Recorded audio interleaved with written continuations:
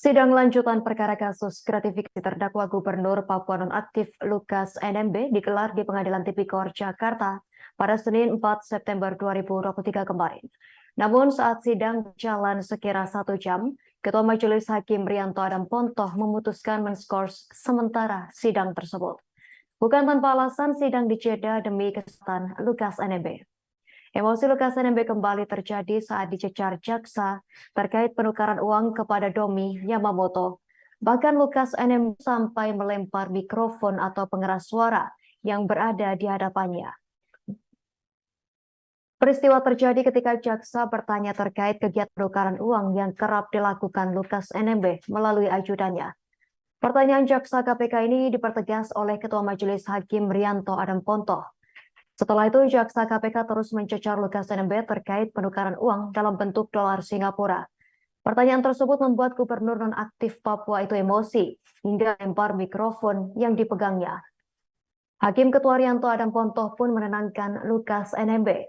Hakim mengingatkan kepada jaksa terkait hak ingkar yang dimiliki terdakwa Lukas NMB.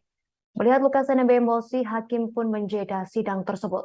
Selesai hakim mengetuk palu sidang untuk menjeda, tim penasihat hukum Lukas NMB pun menenangkan kliennya tersebut. Ketua tim hukum Lukas NMB Oce Kaligis bahkan meminta atensi dari kliennya untuk diperiksa.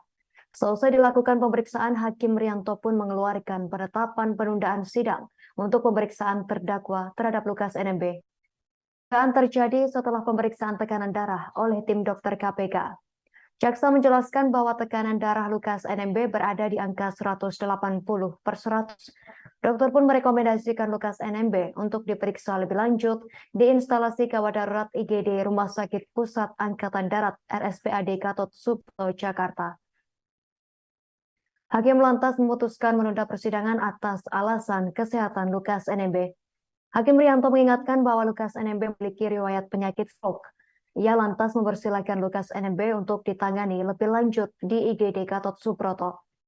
Terima kasih sudah nonton. Jangan lupa like, subscribe, dan share ya.